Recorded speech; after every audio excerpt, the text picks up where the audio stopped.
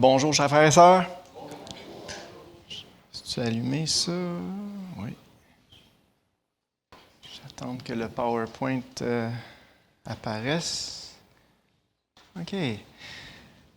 Donc, ceux qui étaient là, il y a un mois, j'ai fait un premier message d'ordre prophétique, l'Empire de l'Antichrist, il y a un mois. Si jamais ça vous tente d'approfondir le sujet, vous pouvez l'écouter, il est sur notre chaîne YouTube. Donc, ce matin, c'est la deuxième partie. En guise d'introduction, juste redire un petit peu ce que j'avais dit lors du premier message. Le thème central de la prophétie biblique est le retour glorieux de Jésus. La prophétie est donc centrée sur la personne et l'œuvre de Jésus-Christ. Pour connaître notre Sauveur et Seigneur, pour qui il est vraiment, il nous faut connaître ce que la Bible enseigne concernant sa seconde venue.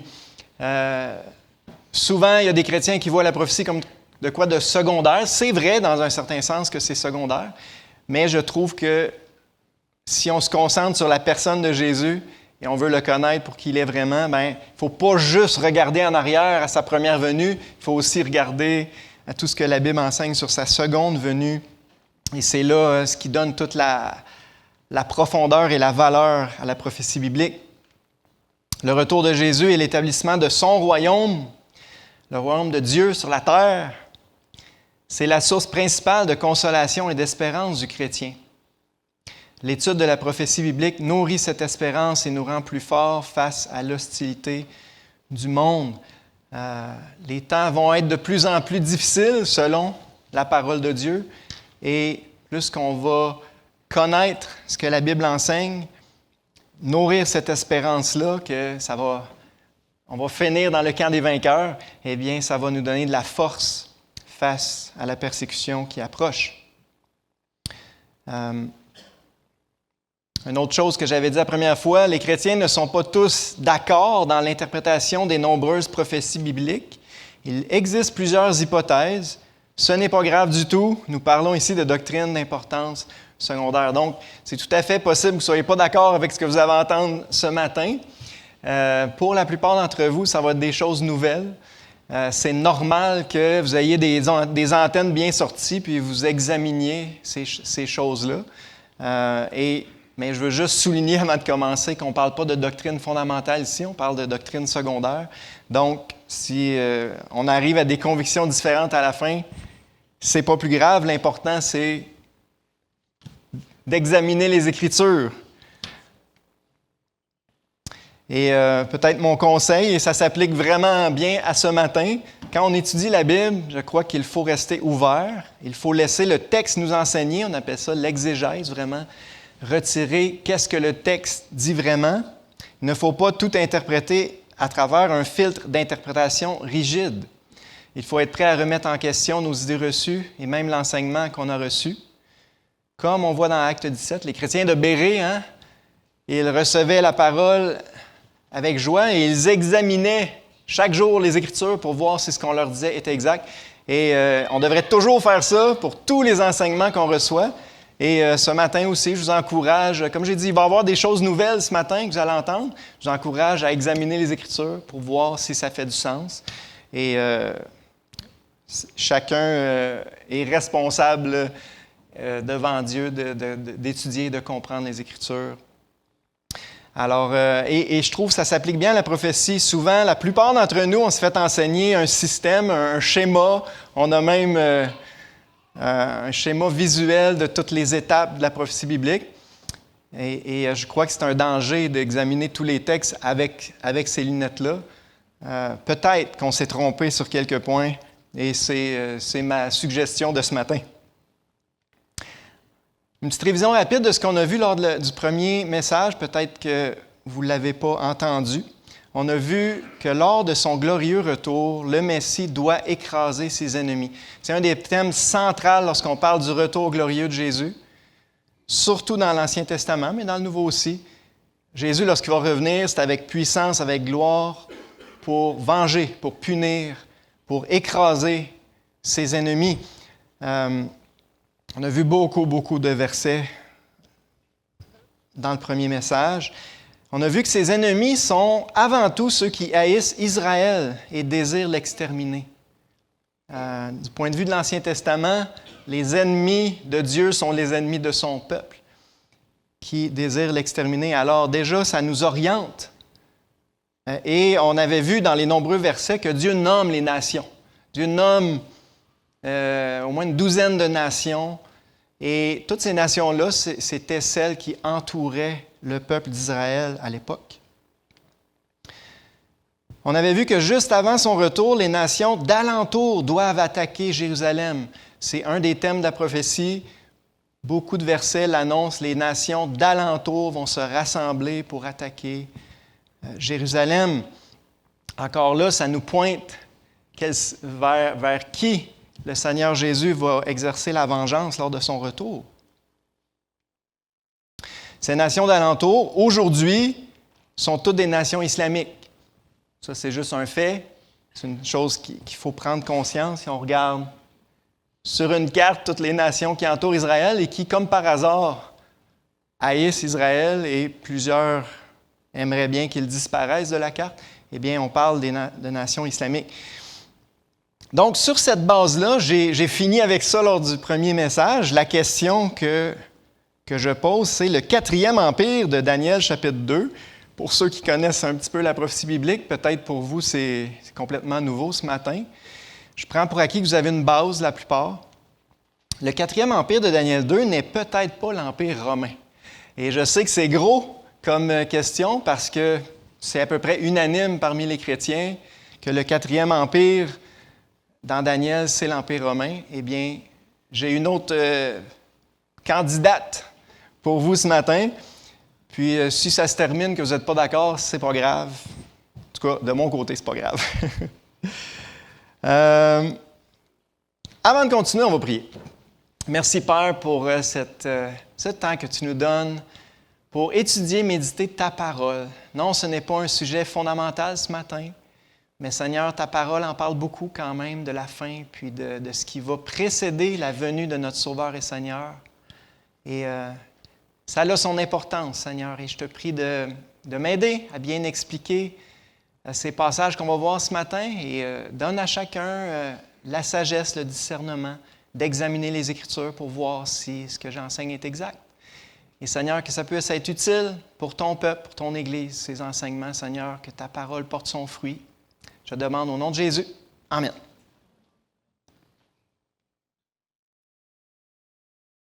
Ceux qui aiment ça suivre dans leur Bible en papier, bien, je vous invite à ouvrir vos Bibles. Dans Daniel, c'est vraiment, on va passer pas mal tout notre temps ce matin dans Daniel. J'ai quand même mis le texte en avant.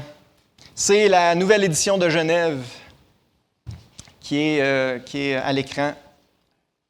Donc, c'est quoi ça? Quand je dis le 4e empire de Daniel, bien, ça part avec un rêve que le roi Nebuchadnezzar, roi de Babylone, premier roi du nouvel empire babylonien, a eu, à travers lequel Dieu lui a révélé l'avenir, les grands empires qui allaient venir après lui. Donc, Daniel 2, on va commencer au verset 31. Au roi, Daniel lui dit le rêve qu'il a eu.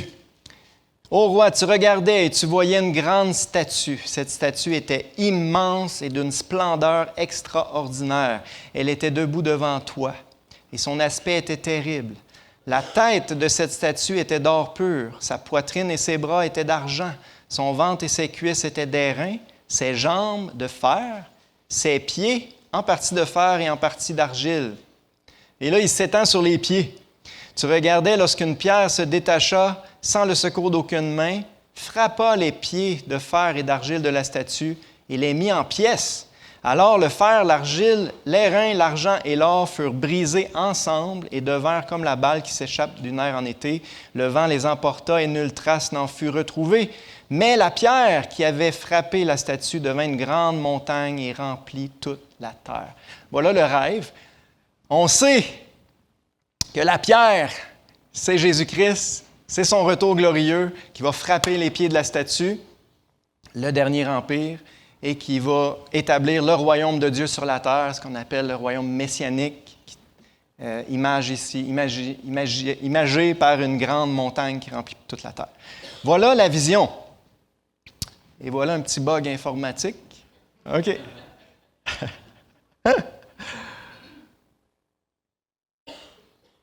Maintenant, on saute quelques versets à l'interprétation du rêve. Là, Daniel interprète le rêve devant le roi Nebuchadnezzar. Verset 38, Daniel dit, « C'est toi », donc il s'adresse à Nebuchadnezzar, le roi de Babylone, « C'est toi qui es la tête d'or. Après toi, il s'élèvera un autre royaume, moindre que le tien. Puis, un troisième royaume qui sera d'airain et qui dominera sur toute la terre. Il y aura un quatrième royaume, fort comme du fer. » Et là, il s'étend vraiment sur le quatrième royaume, représenté par les jambes de fer. « De même que le fer brise et rompt tout, il brisera et rompra tout, comme le fer qui met tout en pièces. Et comme tu as vu les pieds et les orteils, en partie d'argile de potier et en partie de fer, ce royaume sera divisé. Mais il y aura en lui quelque chose de la force du fer, parce que tu as vu le fer mêlé avec l'argile. Et comme les doigts des pieds étaient en partie de fer et en partie d'argile, ce royaume sera en partie fort et en partie fragile. Tu as vu le fer mêlé à l'argile, parce qu'ils se mêleront par des alliances humaines, mais ils ne seront point unis l'un à l'autre, de même que le fer ne s'allie point avec l'argile. » C'est intéressant de voir qu'il met vraiment une emphase sur les pieds. Les pieds, les orteils. Et là, il dit, ça va être du fer, comme les jambes. Donc, même composition que le quatrième empire, les jambes de fer. Mais là, ils vont être alliés seulement par des alliances humaines, ce qui va faire la fragilité de ces 10 orteils-là. Donc, voilà. En fait, il continue. Non, il ne continue pas ici, excuse. Maintenant, là, il faut que j'aille vite, là. Il n'y a pas aucun désaccord ou controverse sur les 3 premiers empires. Premier empire, c'est l'empire babylonien. Daniel lui dit directement, « C'est toi qui es la tête d'or. » Le deuxième empire, l'empire qui a suivi l'empire babylonien, c'est l'empire des Mèdes et des Perses. Encore là, ils sont nommés un peu plus loin dans Daniel 8, dans une autre vision du bélier et du bouc. Daniel, où l'ange dit, « Le bélier que tu as vu et qui avait des cornes, ce sont les rois des Mèdes et des Perses. » Et en tout cas, il n'y a aucune controverse là-dessus. C'est le grand empire qui a remplacé, supplanté l'empire babylonien, qui a pris la place. Le troisième empire qui a supplanté et remplacé, on peut dire, l'empire médo-perse, c'est l'empire grec d'Alexandre le Grand. Encore là, il est nommé. Au chapitre 8, il est illustré par le bouc. L'ange dit, le bouc, c'est le roi de Javan. Javan, c'est la Grèce. Il n'y a aucun doute qu'il parle d'Alexandre le Grand, la grande corne qui est remplacée par 4 petites cornes. En tout cas, je ne m'embarque pas dans les détails. Mais pour les 3 premiers empires, il n'y a pas de controverse. C'est clair. On parle de l'empire babylonien, l'empire médo-perse, l'empire grec. Maintenant, le 4e empire, c'est là le sujet central ce matin, qui est illustré par les jambes de fer. Presque tout le monde va dire que c'est l'Empire romain. C'est ce qu'assume la grande majorité des étudiants de la Bible, mais il n'est jamais nommé. C'est quand même bon de savoir qu'il n'est jamais nommé dans le texte. La plupart des Bibles, dont la mienne, il y a un titre au-dessus du paragraphe qui dit « 4e Empire, l'Empire romain ». Donc, c'est tellement pris pour acquis que c'est dans les titres des paragraphes. Pourquoi?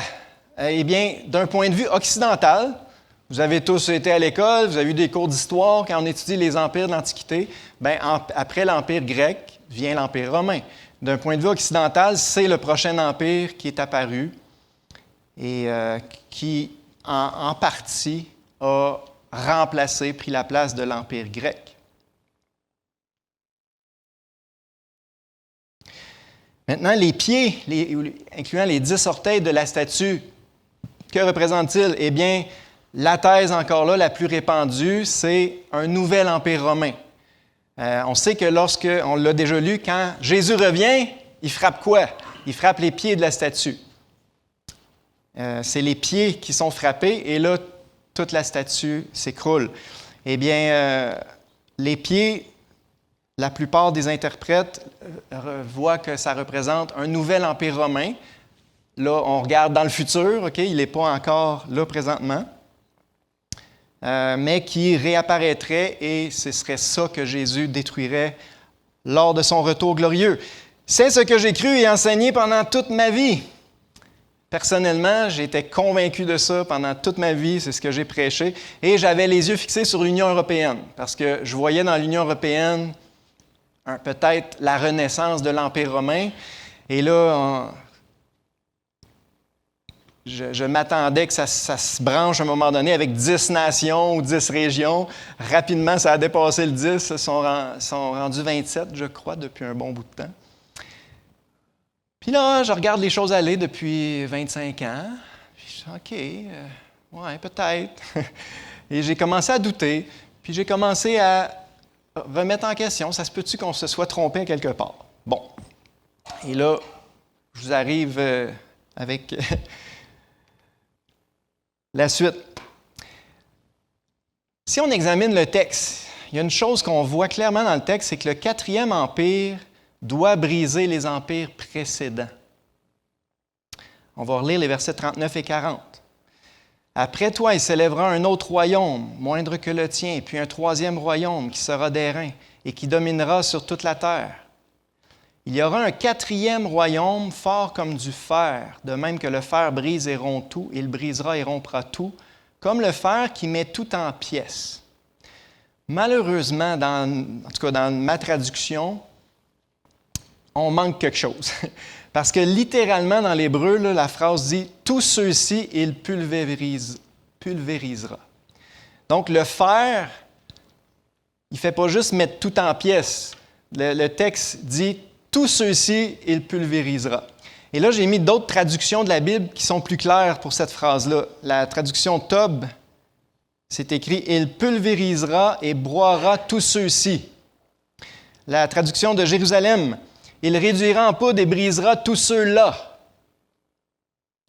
La traduction du Sommeur, il pulvérisera et mettra en pièces tous les autres royaumes. Parce que tous ceux-ci, tous ceux-là, ben, c'est les royaumes précédents. Et la Bible en français courant, ce royaume, le 4e, écrasera et broiera les royaumes précédents. Le texte dit que le 4e empire, qui est fort comme du fer, va pulvériser tous les autres royaumes qui l'ont précédé, c'est-à-dire l'Empire babylonien, l'Empire des Mèdes et des Perses, l'Empire grec.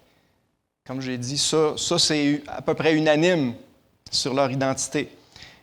Je pose la question, est-ce que l'Empire romain a accompli cette prophétie? Est-ce que l'Empire romain a vraiment pulvérisé, écrasé, brisé, broyé tous les empires précédents? Là, je vous mets des cartes. Peut-être qu'il y en a qui sont moins familiers. Ici, vous avez le territoire, grosso modo, de l'Empire babylonien. Ici, vous avez le territoire de l'Empire médo-perse qui a juste agrandi, qui a non seulement conquis tout l'Empire babylonien, mais qui l'a beaucoup agrandi.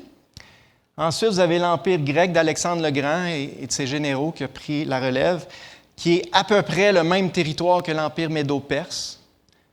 Donc, chaque empire a vraiment englobé l'empire précédent complètement. Et là, on arrive à l'Empire romain. Voilà le territoire de l'Empire romain. Oui, ils ont conquis la partie occidentale des 3 empires précédents, clairement, incluant la nation d'Israël. Mais est-ce qu'ils ont vraiment brisé, écrasé, broyé tous les empires précédents? En tout cas, d'un point de vue géographique, non. Et là, le rond que vous voyez, c'est Babylone, la Babylonie, qui était, on va en reparler, qui était le centre de la prophétie. Alors, déjà, quand on regarde ça, ça sonne une petite cloche. Il y a quelque chose qui cloche. Je ne crois pas que l'Empire romain a brisé et englobé les empires précédents. On continue. Non. Avant, il faut que je vous dise, il y a un autre candidat. Il y a un autre candidat. Si on étudie l'histoire, les grands empires du Moyen-Orient, il existe juste un autre candidat. Maintenant, ce candidat-là, on ne le connaît pas, nous autres, dans l'Ouest, dans l'Occident, parce qu'on n'apprend pas ça à l'école. Moi, en tout cas, je n'avais jamais appris ça. On apprend vraiment le point de vue occidental de l'histoire. Mais si vous habitiez en Iran ou en Arabie ou n'importe où en Orient, vous seriez très, très au courant qu'il y a eu un autre empire qui a régné sur ces régions-là pendant des siècles et des siècles et des siècles. Mais nous, on n'est pas au courant, puis c'est pour ça que je vous en parle ce matin. À un moment donné, il faut savoir, il faut apprendre qu'il y a une autre option, il y a un autre candidat. Et cet empire-là, on l'appelle le califat islamique. Les frontières ont beaucoup bougé à travers les siècles. Ça a duré de l'an 632 à 1923, imaginez-vous. Donc, c'est un empire qui a subsisté pendant environ 13 siècles. Donc, c'est sûr qu'il y a eu beaucoup de changements pendant ces 13 siècles-là, mais voici, grosso modo, le territoire de cet empire-là. Je vous ai mis dans le bas, l'islam n'est pas seulement une religion. Ça, c'est une chose aussi qu'on n'est pas familier, nous, en Occident. L'islam n'est pas seulement une religion, c'est aussi un empire. Il y a vraiment un aspect politique à l'islam. Lorsque l'islam s'impose sur un pays, sur une région, ce n'est pas seulement une religion qui apporte, c'est un système qui englobe la vie tout entière, incluant l'aspect politique. Le calife, parce que peut-être vous avez jamais entendu ça, un califat. Un califat, c'est un empire dirigé par un calife. Maintenant, le mot calife signifie littéralement successeur. Le calife, c'est le successeur de Mohammed. Okay? Un peu comme les papes sont supposément les successeurs de Pierre, le premier pape. Okay?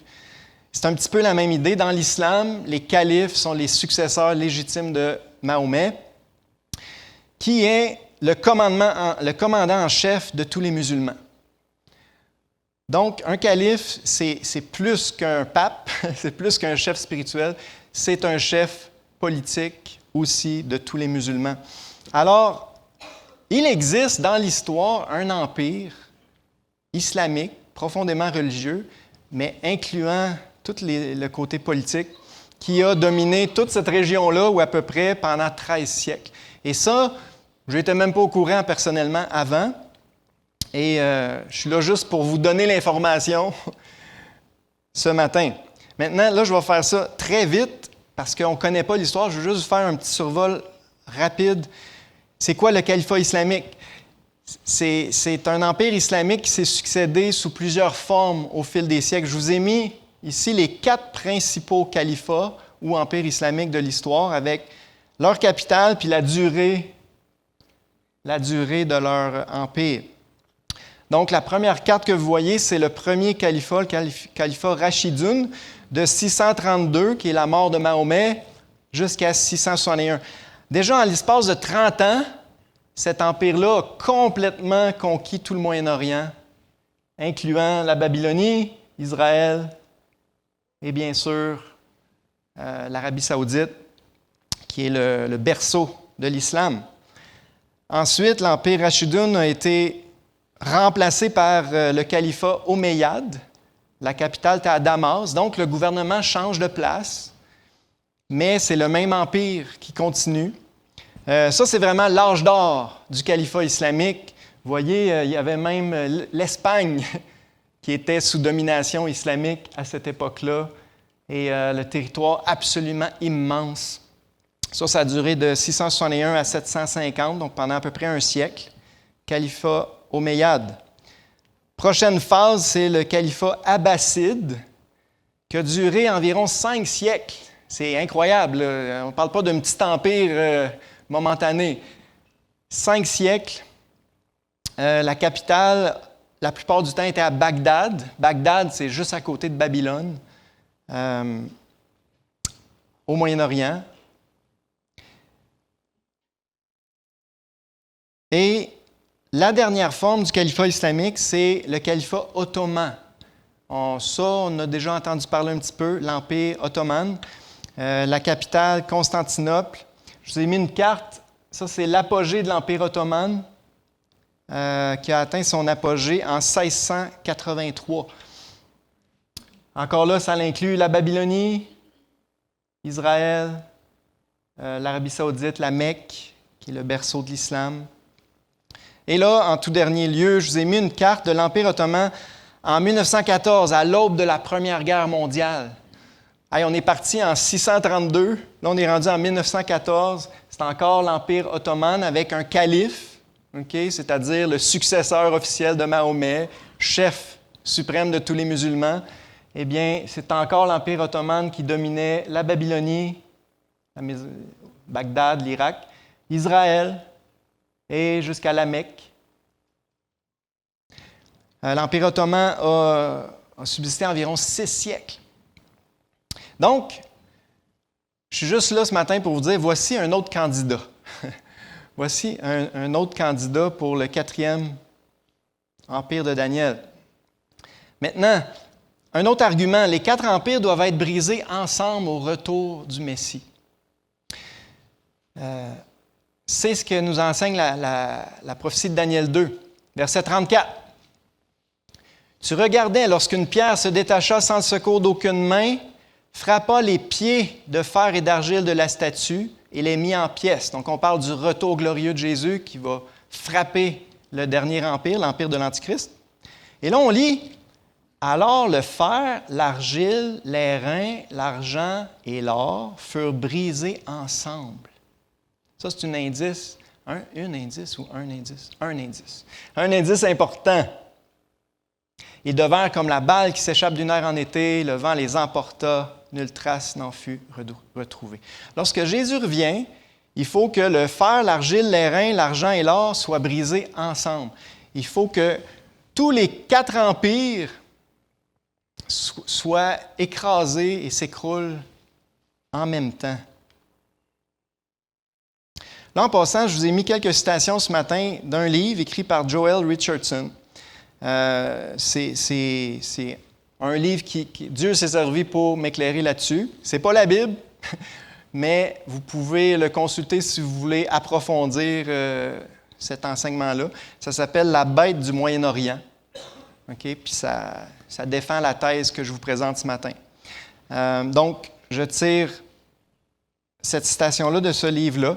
Si l'Empire romain devait renaître aujourd'hui, admettons que c'est vraiment l'Empire romain qui doit renaître sous une nouvelle forme avec 10 nations, Et si Jésus revenait pour le détruire entièrement, comme c'est écrit que la pierre détruit les pieds de la statue, alors les royaumes babyloniens, médo-perses et grecs ne pourraient pas être brisés ensemble.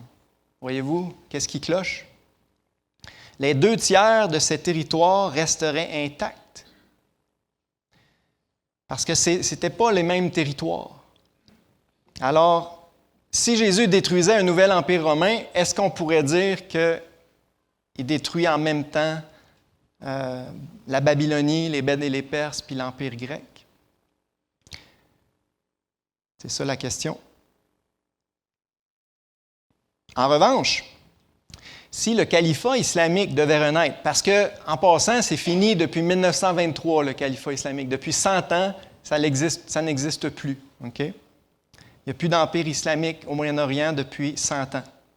Mais si le califat islamique devait renaître, et si Jésus revenait pour le détruire entièrement, comme la prophétie l'annonce, alors les royaumes babyloniens, médo-perses et grecs seraient complètement brisés ensemble. Vous voyez l'argument?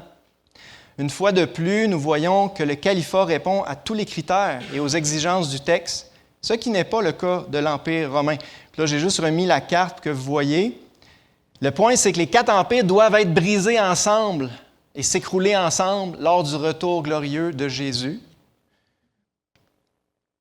Mais si c'est l'Empire romain, si Jésus détruit le nouvel Empire romain, est-ce que les autres empires sont détruits ensemble?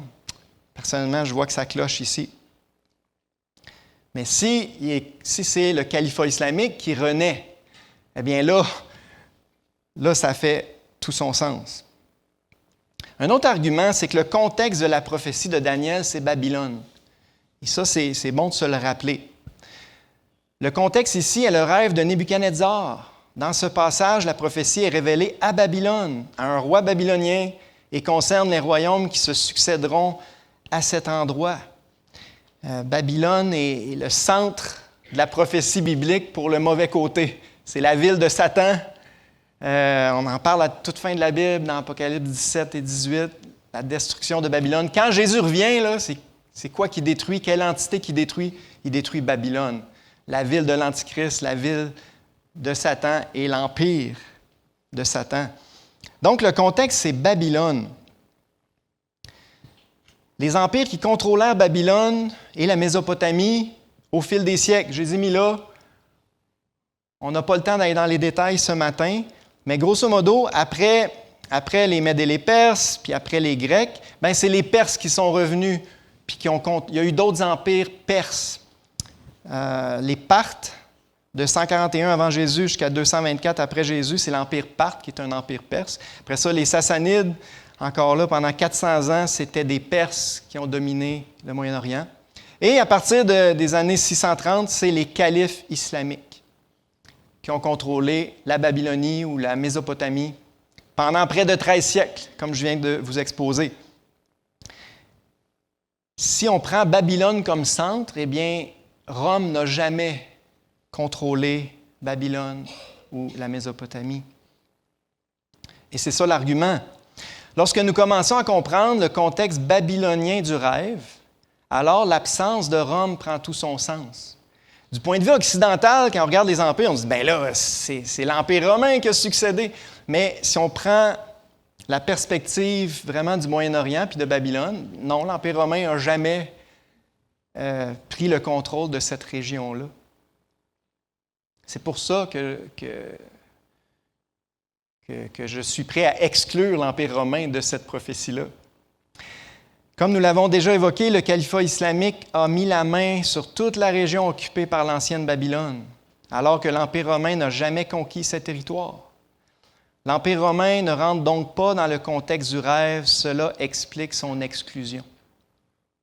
C'est ça l'argument pourquoi on est prêt à exclure l'Empire romain, c'est parce que le contexte, c'est Babylone. Encore là, j'ai mis une carte. Le cercle identifie Babylone ou la Mésopotamie, la Babylonie, et on voit que l'Empire romain n'a pas inclus cette partie-là. Alors voilà pourquoi je vous propose un autre candidat. Maintenant, on va se concentrer sur la forme finale du 4e empire de Daniel 2. Daniel 2, 32. La tête de cette statue était d'or pur, sa poitrine et ses bras étaient d'argent, son ventre et ses cuisses étaient d'airain, ses jambes de fer, ses pieds en partie de fer et en partie d'argile. Donc là, on va se concentrer un peu sur les pieds. C'est ça que la pierre frappe. Selon ce qu'on a vu ce matin, bien, la tête, la poitrine et les bras, le ventre et les cuisses, ça, il n'y a pas de controverse là-dessus. Je vous propose que les jambes pourraient représenter non pas l'Empire romain, mais le califat islamique qui a régné pendant 13 siècles sur cette même région, ce même territoire-là. Si c'est le cas, si vraiment les jambes représentent le califat islamique, eh bien, les pieds représentent quoi? Bien, les pieds, avec les 10 orteils, annonceraient un nouveau califat islamique. Donc, selon cette hypothèse-là, ce n'est pas l'Empire romain qui va renaître ou ressusciter à la fin des temps. Ça serait un empire islamique, un califat islamique.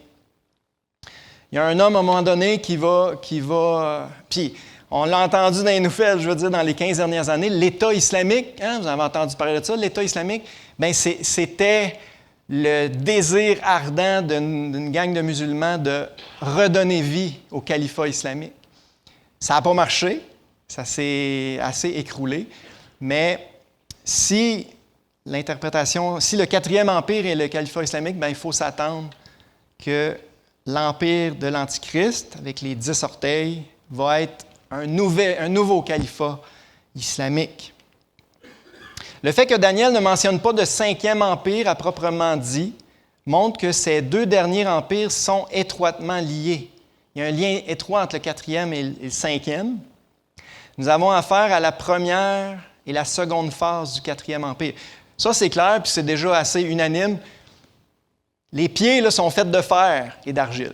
Donc, il faut que l'Empire de l'Antichrist soit de même nature que le 4e Empire historique, mais qui va tenir avec des alliances humaines.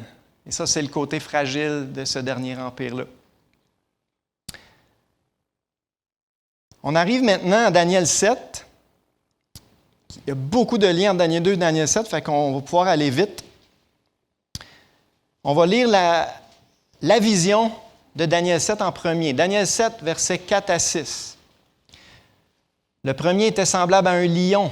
Il avait des ailes d'aigle. Je regardai jusqu'au moment où ses ailes furent arrachées. Il fut enlevé de la terre et mis debout sur ses pieds, comme un homme, et un cœur d'homme lui fut donné. Et voici un second animal, était semblable à un ours. Il se tenait sur un côté. Il avait 3 côtes dans la gueule, entre les dents, et on lui disait « Lève-toi, mange beaucoup de chair. » Après cela, je regardai, et voici un autre était semblable à un léopard, et avait sur le dos 4 ailes comme un oiseau. Cet animal avait 4 têtes, et la domination lui fut donnée. 3 animaux, 3 bêtes, le lion, l'ours, le léopard. On continue au verset 7. Daniel 7, 7. Après cela, je regardai pendant mes visions nocturnes, et voici, il y avait un 4e animal, terrible, épouvantable et extraordinairement fort. Il avait de grandes dents de fer. On voit un lien avec Daniel 2. Il mangeait, brisait et foulait aux pieds ce qui restait. Il était différent de tous les animaux précédents. Il avait 10 cornes. Je considérai les cornes, et voici une autre petite corne sortie du milieu d'elle, et 3 des premières cornes furent arrachées devant cette corne, et voici, elle avait des yeux comme des yeux d'homme, et une bouche qui parlait avec arrogance. Donc ça, c'est la vision 4 animaux. Encore là, il y a un emphase qui est mis sur le 4e, il est plus fort que les autres, il est plus épouvantable, il mange, il brille, il brise, il foule aux pieds ce qui reste. Et là, il y a 10 cornes qui sortent de ce 4e animal-là, qui correspondent aux 10 orteils de la statue, et la fameuse petite corne qui, on sait, représente l'Antichrist, qui sort après et qui prend le contrôle de cette bête-là. Ça, c'est la vision. Maintenant, on va sauter au verset 23, c'est l'interprétation de la vision par Daniel. Daniel 7, 23. Il me parla ainsi. Le 4e animal, c'est un 4e royaume qui existera sur la terre, différent de tous les royaumes, et qui dévorera toute la terre, la foulera et la brisera. Donc, un royaume plus fort, plus violent, différent des autres, des empires précédents. Les 10 cornes, ce sont 10 rois qui s'élèveront de ce royaume. Donc, il n'y a aucun doute sur l'identité des cornes. 10 rois qui s'élèvent de cet empire-là. Un autre s'élèvera après eux, la petite corne. Il sera différent des premiers, et il abaissera 3 rois. Il prononcera des paroles contre le Très-Haut, il opprimera les saints du Très-Haut, il espérera changer les temps et la loi, et les saints seront livrés entre ses mains pendant un temps, des temps et la moitié d'un temps. On voit clairement que le contexte de la prophétie, c'est la fin des temps, la période de 3 ans et demi, la grande tribulation. Tous les étudiants de la prophétie sont d'accord là-dessus. Maintenant, ces 10 cornes-là apparaissent d'où? Ils sortent d'où? Du 4e animal. Okay? Du 4e empire. C'est pour ça que c'est important de bien l'identifier, ce 4e empire-là, parce que c'est de cet empire-là que va sortir les 10 cornes, les 10 rois, et par la suite, la petite corne qui est l'Antichrist. Donc, une petite parenthèse, j'ai-tu le temps? J'ai pas le temps. Je résume ce point-là rapidement. La 4e bête doit dévorer tout. Fouler aux pieds, une violence et une emprise totale. Quand on étudie ce que l'approche de l'Empire romain, ça ne correspond pas à ça. L'Empire romain, ils établissaient leurs lois, ils mettaient de l'ordre, ils mettaient des infrastructures, construisaient des routes, favorisaient le commerce, ramassaient des taxes. That's it. Ils laissaient les gens, ils laissaient au peuple leur culture, ils laissaient au peuple leur religion. Tant qu'ils se soumettaient à l'armée puis payaient leurs taxes, c'était réglé. L'islam, c'est complètement différent. L'islam a écrasé, foulé aux pieds la culture, les religions, même la langue de la plupart des nations qu'ils ont conquis. Aujourd'hui, la plupart des pays islamiques, ils ont la mentalité islamique dans tous les domaines, la culture islamique et même l'arabe. L'arabe est devenu la langue. Donc, je trouve que cette caractéristique-là du 4e Empire s'applique mieux à l'Empire islamique qu'à l'Empire romain. Maintenant, on va avancer. Encore là, l'identité des 3 premiers animaux, il n'y a pas de controverse. Okay? C'est les mêmes que dans Daniel 2. Le lion représente l'Empire babylonien. L'ours représente l'Empire médo-perse. Le léopard représente l'Empire grec. Ce qui est nouveau, ce que je vous propose ce matin, c'est que le 4e animal ou la 4e bête ne représenterait pas l'Empire romain, mais représenterait le califat islamique. Encore là, cet empire-là qui a dominé pendant 13 siècles tout le Moyen-Orient. C'est ça ma suggestion ce matin.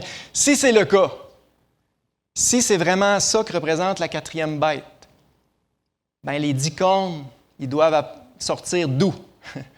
Du califat islamique. Voyez-vous, c'est pour ça que ça a son importance. C'est ce qui va précéder le retour du Seigneur. Où est-ce qu'il faut regarder pour voir les événements qui vont précéder le retour du Seigneur? Bien, il faut regarder vers où que la prophétie nous pointe. Et c'est peut-être vers un nouvel empire islamique que la prophétie nous pointe. Donc, si c'est le cas, bien, les 10 cornes annonceraient encore là un nouveau califat islamique, une coalition de 10 nations islamiques qui s'allieraient ensemble par des alliances humaines, c'est le côté fragile, mais qui formeraient un nouvel empire, et probablement un nouvel empire ottoman. Et ça, je vais y revenir plus tard dans les prochaines études, parce que c'est la dernière forme du califat islamique qui a dominé pendant 6 siècles le Moyen-Orient. C'est l'empire qui s'est éteint en 1923 à peu près, suite à la Première Guerre mondiale.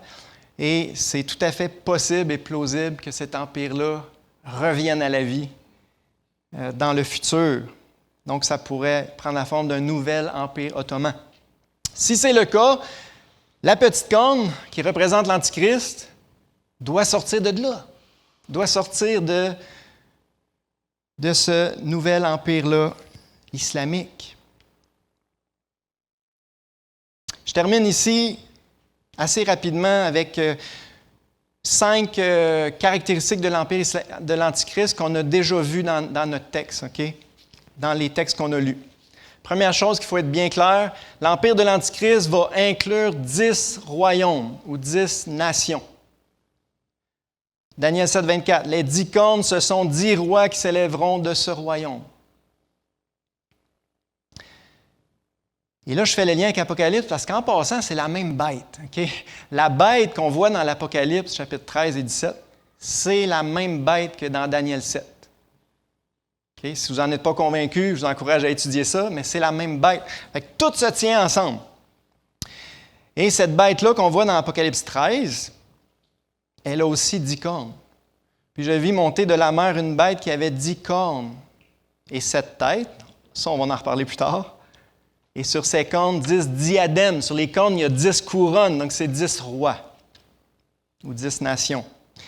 Apocalypse 17, 12, les 10 cornes que tu as vues sont 10 rois qui n'ont pas encore reçu de royaume, mais qui reçoivent autorité comme rois pendant 1 heure avec la bête. 10 rois qui vont régner pendant une courte période avec l'Antichrist à ses côtés. Alors, ça, c'est la prochaine étape si on regarde dans ce que la prophétie nous annonce. Une prochaine grande étape, un signe important qu'on attend, c'est qu'il doit se former un nouvel empire, soit romain, soit islamique. C'est pas mal les 2 seules options qu'on a basées sur l'histoire, qui va être une coalition de 10 nations. Okay? Quand on va voir ça, là, ben, on va pouvoir lever nos têtes. Ça va vraiment confirmer que notre Seigneur approche. Une autre chose importante, ça on la voit dans Apocalypse 13, là. Je vais sûrement y revenir plus tard, mais l'Empire de l'Antichrist sera composé d'éléments appartenant aux 3 empires précédents. C'est encore un argument tant qu'à moi, pour l'Empire islamique. Regardez ce qu'on lit dans Apocalypse 13, verset 2. « La bête que je vis était semblable à un léopard, l'Empire grec. Ses pieds étaient comme ceux d'un ours, l'Empire médo-perse. Sa gueule comme une gueule de lion, l'Empire de Babylone. Le dragon lui donna sa puissance, son trône et une grande autorité. » La dernière bête que l'Antichrist va prendre le contrôle, est composée de parties de léopard, de parties d'ours puis de parties de lion. Elle est composée des anciens empires de l'Antiquité, Babylone, Médo-Perse et grec. Est-ce qu'on peut dire ça de l'Empire romain? L'Empire romain, est-ce qu'il était composé des 3 empires précédents? Je ne crois pas. Alors, tant qu'à moi, c'est un autre argument qui pointe vraiment vers un empire du Moyen-Orient ici. Mais c'est ça, il faut s'attendre à ce que... Ça nous oriente beaucoup pour la composition des 10 nations. Sans parler de tout ce qu'on a vu dans le premier message, de toutes les nations d'alentour qui sont nommées, qui vont attaquer Jérusalem. Tout se tient ensemble. Prochain point, qui est, vous le savez déjà, là, l'Antichrist va prendre le contrôle total de cet empire-là. Daniel 7, 8. « Je considérai les cornes et voici une autre petite corne. » Ça, c'est l'Antichrist. « Sortie du milieu d'elle. Et 3 des premières cornes furent arrachées devant cette corne. Et voici, elle avait des yeux comme des yeux d'homme et une bouche qui parlait avec arrogance. » C'est intéressant parce qu'on voit les étapes. La première étape, c'est qu'il y a un empire de 10 nations. Après ça vient la petite corne et elle va faire tomber 3 rois. Elle va rabaisser 3 rois dans l'Alliance. Alors, voilà les étapes que la prophétie nous annonce. L'Antichrist persécutera les saints pendant 3 ans et demi. C'est un thème central de ce qui va précéder le retour de notre Seigneur. Une grande persécution, une époque de détresse comme il n'y en a jamais eu dans l'histoire. Daniel 7, 24. Un autre s'élèvera après eux, ça c'est l'Antichrist. Il sera différent des premiers, il abaissera 3 rois, il prononcera des paroles contre le Très-Haut, il opprimera les saints du Très-Haut, et les saints seront livrés entre ses mains pendant 1 temps, des temps et la moitié d'un temps, 3 ans et demi. Donc, c'est une des choses que va faire l'Antichrist, persécuter à mort les saints. Et on a exactement la même idée dans Apocalypse 13, versets 5 et 7. « Il lui fut donné une bouche qui proférait des paroles arrogantes et des blasphèmes. Il lui fut donné le pouvoir d'agir pendant 42 mois, 3 ans et demi. Il lui fut donné de faire la guerre aux saints et de les vaincre. » Alors, c'est ce que va faire l'Antichrist. Là, je fais une petite parenthèse rapide. Il y en a qui vont donner des candidats comme Donald Trump. Il me semble que ça ferait un bon Antichrist. Je suis désolé, la bouche qui parle avec arrogance, peut-être que ça pourrait fitter, mais ça ne fit pas avec la prophétie, OK? Ça ne fit avec rien de ce qu'on a vu ce matin, puis il y a un mois. Puis, est-ce que vraiment il prononce des blasphèmes contre Dieu, contre le peuple de Dieu? Est-ce qu'il persécute les saints?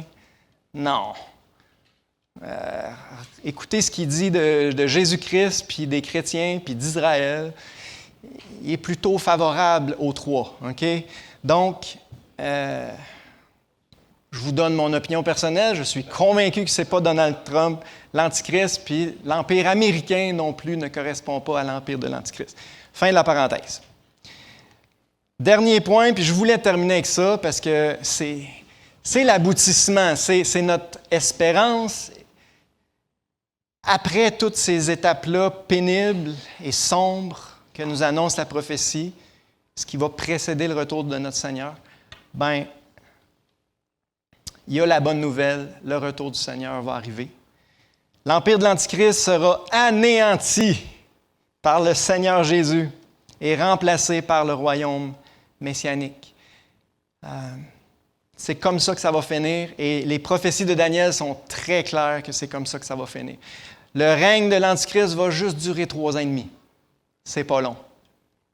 Après ça, Christ revient et je vais lire rapidement juste les conclusions des 2 visions de Daniel 2 et Daniel 7. Daniel 2, 34. « Tu regardais lorsqu'une pierre se détacha sans le secours d'aucune main. » La pierre représente Jésus. « frappa les pieds de fer et d'argile de la statue et les mit en pièces. Alors le fer, l'argile, l'airain, l'argent et l'or furent brisés ensemble. Tout l'orgueil humain et toutes les manifestations de la puissance de Satan à travers les empires du Moyen-Orient qu'il y a eu vont être écrasés par le retour de notre Seigneur. Ils vont devenir comme la balle qui s'échappe d'une aire en été. Le vent les emporta, nulle trace n'en fut retrouvée, mais la pierre qui avait frappé la statue devint une grande montagne et remplit toute la terre. Ça, c'est l'image du royaume messianique. Une montagne dans la Bible, c'est presque toujours un royaume qui va remplir toute la terre. Le Seigneur Jésus va écraser, anéantir l'Antichrist et son empire. Amen. Un peu plus loin, Daniel 2, 44. « Dans le temps de ces rois, le Dieu des cieux suscitera un royaume qui ne sera jamais détruit, qui ne passera point sous la domination d'un autre peuple. Il brisera et détruira tous ces royaumes-là. » Un autre argument, quand Jésus revient, il détruit les 4 royaumes en même temps. Et lui-même subsistera éternellement. Daniel 7 maintenant, comment ça se termine, la prophétie des 4 bêtes? Daniel 7, 11. « Je regardais alors à cause des paroles arrogantes que prononçait la corne, et tandis que je regardais, l'animal fut tué. » On parle de la 4e bête qui était terrible. L'animal fut tué, son corps fut détruit, livré au feu pour être brûlé.